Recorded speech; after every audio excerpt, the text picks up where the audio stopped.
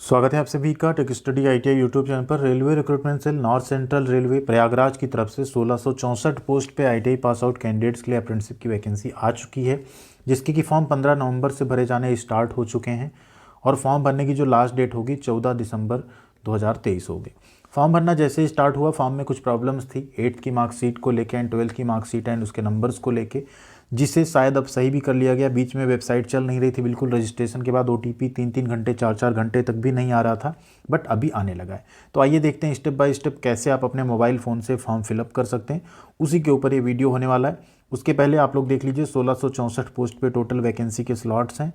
Agra, Jhansi and Jhansi workshop और Prayagraj division से vacancy निकाली गई है। ट्रेड वाइज आप वैकेंसी देख लीजिएगा। आईटीआई के टोटल 21 ट्रेड ऐसे हैं जो यहाँ पे एलिजिबल हैं।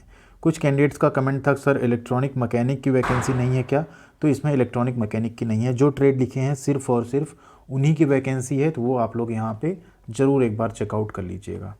इस फॉर्म भरने में सबसे बड़ी बात यह है कि यहाँ पे ऐसा नहीं कि आप एक डिवीज़न जैसे आगरा है, झांसी है, प्रयागराज है, वर्कशॉप है, तो आप सबको प्रेफरेंस में डाल के एक ही फॉर्म में सभी वर्कशॉप को सेलेक्ट कर सकते हैं।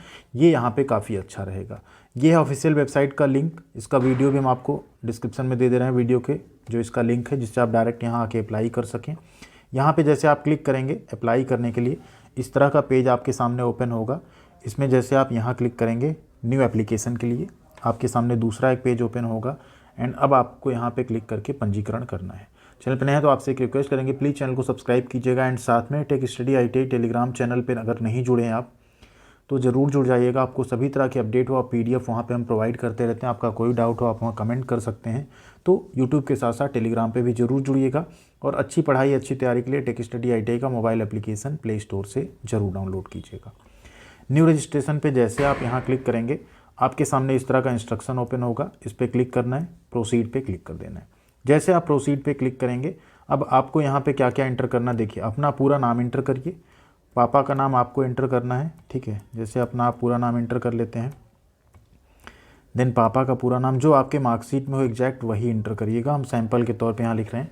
आधार नंबर कोई मैंडेटरी नहीं है, आप लिख भी सकते हैं, नहीं भी लिख सकते हैं। मोबाइल नंबर और ईमेल आईडी एंटर करने के बाद आपको क्रिएट लॉगिन पे क्लिक करना है। जैसे आप क्रिएट लॉगिन पे क्लिक करेंगे, आपके मोबाइल नंबर पे एक वेरिफिकेशन कोड जाएगा, जिसको आपको यहाँ पे एंटर करना है। उसके बाद आपको क्या करना है, उसे सबमिट कर देना है। तो हमने यहाँ पे एंटर कर लिया एंड हमने सबमिट कर दिया। जैसे आप यहाँ क्लिक करेंगे, अब आपको एक यूज़र आईडी आपको मिल जाएगी। इसके साथ आपको एक पासवर्ड मिल जाएगा, जिसे आपको क्या करना है, नोट डाउन कर लेना है। ये सेम चीज़ आपको एसएमएस के थ्रू भी भेजी जा चुकी है। अब आपको क्या करना है, लॉगिन पे क्लिक कर देना और आपको अपना जो आपको रजिस्ट्रेशन नंबर प्राप्त हुआ, जो पासवर्ड प्राप्त हुआ, उससे आपको क्या करना है, यहाँ पे लॉगिन कर लेना है। तो यहाँ पे आप लॉगिन पे क्लिक कर लेते हैं। जैसे आप लॉगिन पे क्लिक करेंगे, आपके सामने इस तरह का पेज ओपन हो जाएगा। इसमें देखिए 3 स्टेप्स हैं टोटल। पहला आपका रजिस्ट्रेशन, नेक्स्ट है आपका फ़ीस पेमेंट, 100 रुपये की फ़ीस लगने वाली जनरल एंड ईडब्ल्यूएस और ओबीसी कैटेगरी में। एससी एसटी की यहाँ पे कोई फ़ीस नहीं होगी। नेक्स्ट है आपका प्रिंट एप्लीकेशन, अब एप्लीकेशन फॉर्म आपको प्रिंट करना है। तो सबसे पहले हम लोग रजिस्ट्रेशन वाले प्रोसेस पे क्लिक करते हैं। जैसे आप रजिस्ट्रेशन वाले प्रोसेस पे आएंगे, सबसे पहले देखिए यहाँ पे क्या आ जाएगा, डिवीज़न सेलेक्ट करने का। तो यहाँ सबसे पहले हम लोग चूज करेंगे अपना ट्रेड। जो आपका ट्रेड हो उसको आप यहाँ पे चूज कीजिएगा। जैसे हमने यहाँ इलेक्ट्रीशियन चूज कर दिया। अगला है देखिए, आपको यहाँ पे अपना अप्रेंटिसशिप रजिस्ट्रेशन नंबर एंटर करना है। तो आपने जो NAPS पोर्टल है, जिसे हम apprenticeshipindia.gov.in के नाम से जानते हैं, उस पर आपने जो रजिस्ट्रेशन किया है, KYC की है, 100% प्रोफाइल कंप्लीट की, उसी में आप डैशबोर्ड में जाएंगे तो आपको A से स्टार्ट करके आपको एक नंबर मिल जाएगा। उस नंबर को आपको यहाँ पे फिल करना है। ध्यान दीजिए, यहाँ पे आप ITI का रोल नंबर नहीं डालेंगे। कई सारे कैंडिडेट ये गलती करते हैं। अगर आपने रजिस्ट्रेशन नहीं किया तो कैसे उस पर 100% रजिस्ट्रेशन करते हैं, उसका वीडियो उसको देख के आप लोग उसको मोबाइल फ़ोन से ही कर लीजिएगा। वो इंटर करने के बाद देखिए नीचे आपको क्या आ गया, डिवीज़न की प्राथमिकता भरनी। जैसे आपको पहली प्राथमिकता देनी, उसमें आपको क्या करना है, 1 नंबर लिखना है, जिसे दूसरी उसमें 2, जिसे तीसरी उसमें 3, जिसे चौथी उसमें 4। अब जैसे मान लीजिए हमने प्रयागराज डिवीज़न को 1 नंबर देना है, तो हम यहाँ क्या करेंगे, 1 लिख देंगे। इसी तरह हमको मान लीजिए आगरा डिवीज़न को 2 देना है, तो यहाँ पर हम 2 लिख देंगे। झांसी को 3 देना है तो इस तरह हम 3 लिख देंगे। झांसी वर्कशॉप को 4 देना है तो हम यहाँ पे 4 लिख देंगे। तो ये आपका प्रेफरेंस हो गया, पहला प्रयागराज, दूसरा आगरा, तीसरा झांसी, चौथा झांसी वर्कशॉप। आप लोग भी इस तरह से कर लीजिएगा। फिर नेक्स्ट आप यहाँ क्या करेंगे, save and go to next step पे क्लिक करेंगे। जैसे आप नेक्स्ट स्टेप पे आएंगे, बेसिक डिटेल है। अब इस बेसिक डिटेल में आप देखिए क्या क्या आपको फिल करना है। मम्मी का नाम जो कि आपने रजिस्ट्रेशन के टाइम पे नहीं दिया है वो आपको लिखना है। नेक्स्ट है आपका पैन नंबर, आधार नंबर, ठीक है। फिर है आपका आधार का एनरोलमेंट नंबर। अब दोनों में से आप कोई भी एक चीज़ डाल सकते हैं। जिनके पास आधार नंबर नहीं हो आधार का एनरोलमेंट नंबर डालेंगे, जिनके पास है वो उसको एंटर कर सकते हैं। वो एंटर कर लेने के बाद अब आपको अपना जेंडर सेलेक्ट करना है। जेंडर के बाद आपको अपनी जन्म तिथि सेलेक्ट करनी है। जन्म तिथि में सबसे पहले आप क्या करेंगे, ईयर यहाँ पे अपना सेलेक्ट कर लेंगे, जो आपका ईयर होगा। देन आप मंथ सेलेक्ट करेंगे, इसके बाद आप यहाँ पे ओके कर देंगे। अगला आपका रिलीजन, जो आपका रिलीजन उसको आपको चूज करना है। अल्पसंख्यक है यस या नो करना है। कैटेगरी आपको चूज करनी है। अनरिजर्व है तो आपकी फ़ीस लगेगी, ओबीसी में फ़ीस लगेगी। एंड यहाँ पे देखिए ईडब्ल्यूएस का ऑप्शन नहीं आ रहा है, जो कि शायद बाद में यहाँ पे रजिस्टर किया जाएगा। तो कैटेगरी आप चूज़ कर लेंगे। नेक्स्ट विशेष पिछड़ी जात से हैं या नहीं, यस या नो आपको करना है, जो भी यहाँ पे लागू होगा। इंडियन है राष्ट्रीयता तो आपको इंडियन पे क्लिक करना है। ईडब्ल्यूएस है यहाँ पे देखिए दिया हुआ है। अगर आप अनरिजर्व में ईडब्ल्यूएस में आते हैं तो आपको यस पे क्लिक करना है, अदरवाइज नो रहने देना है। इसी तरह से फीस रिलैक्सेशन में छूट, तो छूट आपको मिलेगी अगर आप रिजर्व कैटेगरी से हैं उस केस में। तो एससी को मिल रही छूट, एसटी को, पीडब्ल्यूडी को, फीमेल कैंडिडेट को, एक्स सर्विसमैन को, ठीक है। आयु में छूट आप चाहते हैं नहीं, अगर आप चाहते हैं तो यस करेंगे। और जैसे मान लीजिए आपने यस किया तो आप किस कैटेगरी से हैं उसको आपको सेलेक्ट करना होगा। एससी एसटी को 5 साल, ओबीसी को 3 साल की छूट मिलती है। फ्रीडम फाइटर यस या नो आप कर सकते हैं। अगर फ्रीडम फाइटर स्वतंत्रता सेनानी के घर से आप आते हैं तो करेंगे, अदरवाइज आप छोड़ देंगे। फिर आपको रिलेशन लिखना पड़ेगा यस करने पे। अब यहाँ आपको एड्रेस लिखना है। एड्रेस लिखना है परमानेंट एड्रेस, अगर दोनों एड्रेस सेम है तो आपको इस बॉक्स पे क्लिक कर देना, आपका एड्रेस कंप्लीट हो जाएगा। ये सब फिल करने के बाद आपको यहाँ पे बॉक्स पे क्लिक कर देना है, ठीक है। मैंने सत्यापन किया और सेव एंड नेक्स्ट पे क्लिक करना है। जैसे आप सेव एंड नेक्स्ट पे क्लिक करेंगे अब आपके सामने यहाँ पे एजुकेशनल क्वालिफिकेशन फिल करने का ऑप्शन आएगा, जिसमें हम सिर्फ हाई स्कूल पहले फिल करके देखते हैं, क्योंकि इसमें एक प्रॉब्लम थी। 8th एंड 12th की डिटेल भी मैंडेटरी थी, अभी देखते हैं वो हटाई गई है या नहीं।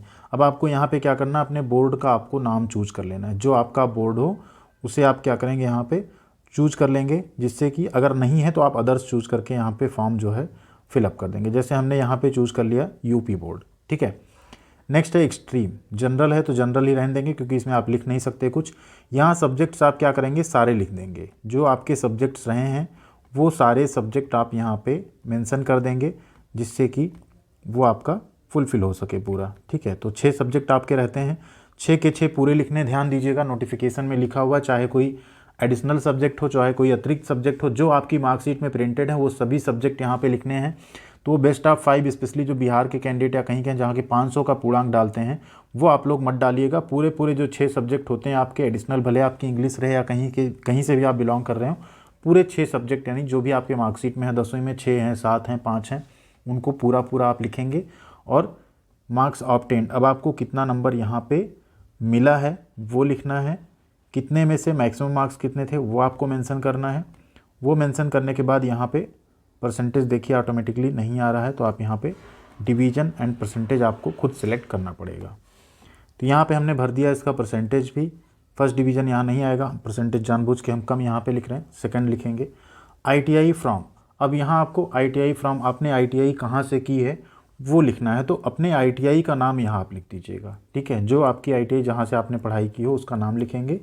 किस साल आपने पास किया वो यहाँ पे लिखेंगे। बोर्ड या एजुकेशनल अथॉरिटी, तो यहाँ पे आप NCVT ही लिखेंगे। यहाँ भी NCVT SCVT आ रहा है, यहाँ भी आप लिख सकते हैं। आप चाहें तो DGT भी लिख सकते हैं, ठीक है। ट्रेड आपका ऑटोमेटिकली आ जाएगा यहाँ पे। अब देखिए सबसे पहले आपको कितने नंबर मिले हैं वो यहाँ पे आपको लिखना है, ठीक है। जो नंबर आपको मिले हों आप यहाँ पे मेंशन कर देंगे। मैक्सिमम मार्क्स कितना था वो आप यहाँ पे मेंशन कर देंगे, ठीक है। अब आपका परसेंटेज कितना बना उसको आप यहाँ लिख देंगे। अगला है सेव एंड नेक्स्ट। अब इस पर जैसे हम क्लिक करेंगे देखते हैं यहाँ कोई एरर आती है कि नहीं। देखिए कोई एरर नहीं आई। पहले अगर ये फॉर्म होता तो इसमें 8th पास का भी नंबर आपसे मांगा जाता। अब एकेडमिक और टेक्निकल क्वालिफिकेशन फिल करने के बाद आपको फ़ोटो एंड सिग्नेचर अपलोड करना है। फ़ोटो आपका 15 से 100 KB तक का होना चाहिए। सिग्नेचर 5 से 50 KB तक का।